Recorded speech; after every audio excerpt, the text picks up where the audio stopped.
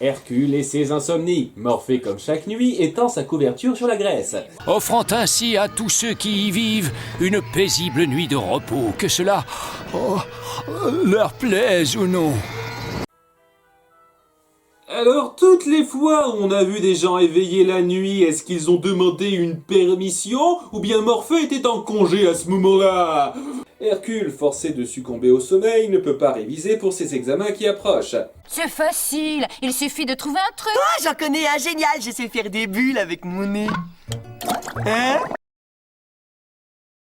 Avec tout l'air qui passe dans ton crâne, c'est pas étonnant. Pour t'en rappeler, souviens-toi de siffler, en anglais whistle. Et dans notre petit monde du faux raccord, Icare efface le mot whistle pour en écrire un autre, mais on voit toujours whistle le plan d'après. Hercule veut appeler Morphée pour arranger son problème. Bonjour les enfants. Oh, Morphée, alors voilà le problème, on a un examen demain et le prof est atrocement sévère et méchant. Et sa voix est tellement quelconque que je n'arrive jamais à la reconnaître. Je déteste jouer les rabat-joie, mais Morphée vit dans une grotte totalement insonorisée. Il n'entend les suppliques que si l'on vient le voir en personne. Ah, ça doit être dans cette grotte que vont les dieux dans chaque épisode où on ne peut plus les appeler. Nos deux compères décident alors de se rendre dans la grotte de Morphée. Plus avancé, trop fatigué. Tu sais que tu as un Pégase, Hercule. Tu pouvais faire la montée en 20 secondes. J'ai un peu de café, mais je ne garantis pas la fraîcheur. Il est précolombien. Vous êtes à l'époque de la Grèce antique, c'est-à-dire bien avant Christophe Colomb. Précolombien, ça n'existe pas pour vous.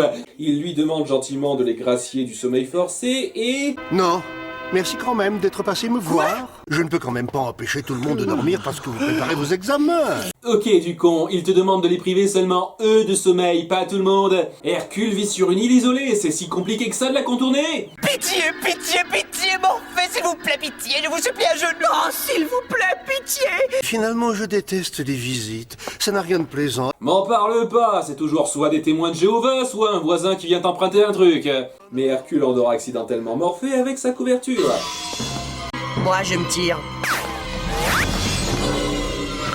Icare!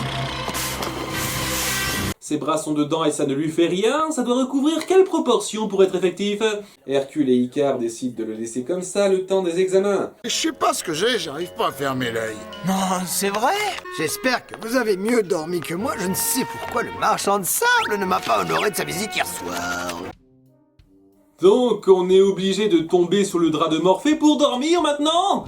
Mais d'accord, inventez vos règles au fur et à mesure. J'imagine que c'était pas une vraie sieste dans cette scène plus tôt. Mais pour une raison X, le manque de sommeil affecte tout le monde différemment. Pourquoi dormir? La sieste c'est funeste, le dodo pour les veaux. C'est la nuit que l'on rit. En tout cas, c'est pas avec toi tout de suite. On apprend qu'Hadès non plus n'a pas dormi parce que ça affecte aussi les dieux et que ses chiffres ont grimpé. Je croule sous les accidents dehors et les accidents du travail. Donc, notre héros est responsable de la mort de très nombreuses personnes et sans vouloir faire de mauvais jeux de mots, ce n'est pas ça qui l'empêche de dormir la nuit. J'éprouve tout d'un coup une très forte aversion envers toi, épisode. Quelque chose rend les gens enragés. Bah, peut-être ressentons-nous les effets de la privation de sommeil? Non! Hadès rend visite à Morphée pour savoir ce qui se passe. Ce que ne fera aucun autre dieu, vu qu'apparemment ils en ont tous rien à foutre. À moins qu'Hadès soit le seul à avoir besoin de Morphée pour dormir. Utiliser les pouvoirs d'un dieu contre lui-même, c'est plus que je ne pouvais espérer. Mais c'est diaboliquement génial. Pourquoi n'y ai-je pas pensé?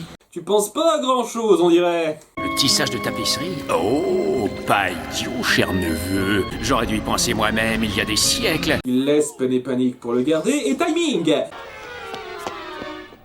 Morphée! Allez, on se réveille! Morphée! Par pitié! Je ne peux pas réessayer d'enlever la couverture, il l'a doucement retirée vers lui. Oh, c'est inutile! Je l'ai tiré un tout petit coup, je peux rien faire de mieux.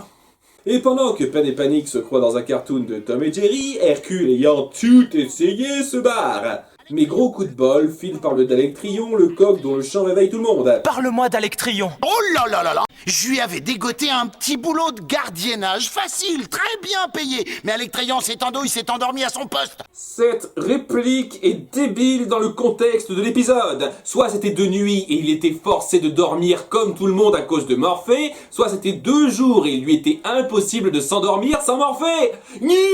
Il a été changé en coq-parleur, obligé de réveiller tout le monde à l'aube. Tout le monde? Et on ne l'a jamais vu faire ça avant. Votre univers n'a aucune putain de cohérence. Alectryon va pouvoir réveiller Morphée. Mais Pen et Panique ont entendu la conversation. Nous savons qu'Hercule a besoin d'un coq parleur. Et tout ce que nous avons à faire, c'est d'attraper tous les coqs en Grèce et trouver celui qui parle. Ouais, bonne chance pour ça. Dans sa recherche, Hercule tombe sur un sanglier Raymond Barre qui n'apporte que dalle à l'histoire vu qu'il trouve le coq par coupe sèche juste après. Depuis que je suis devenu un coq, je suis le pire ennemi de l'humanité. Tu crois que les gens sont heureux de se réveiller dès le lever du jour? Ils sont peut-être un peu bougons au départ, mais la plupart doivent être reconnaissants qu'on leur assure un train de vie stable. Non, N-O-N. Donc Hercule le kidnappe. Tu l'as endormi avec sa propre couverture.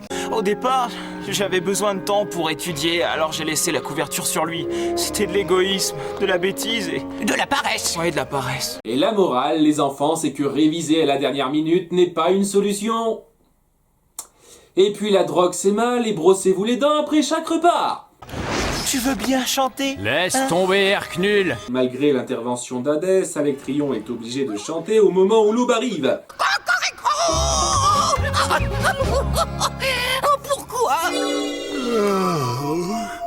Oui! Et il se rendort aussitôt parce qu'il reste sous la couverture. Non, il est devenu immunisé apparemment et il annonce à Hadès une mauvaise nouvelle sur ses récents pensionnaires. Hadès, il faudra que tu rendes ces gens. Comment? Est-ce qu'Hadès peut ressusciter les gens maintenant? Ou bien il a conservé la recette d'Hippocrate pour ça? Tous ces gens n'étaient pas vraiment morts, ils avaient besoin de dormir. Non, ils sont morts, leur manque de sommeil est une cause indirecte. Si seulement j'avais réussi à fermer l'œil, j'aurais regardé avant de traverser la rue. Y a pas marqué putain d'amnésique là! Je leur ferai boire des litres de café. Hadès, t'avais promis de me retransformer. Je crois que je me suis fait rouler le bec dans la farine. Et toi qui pensais vivre comme un coq en pâte?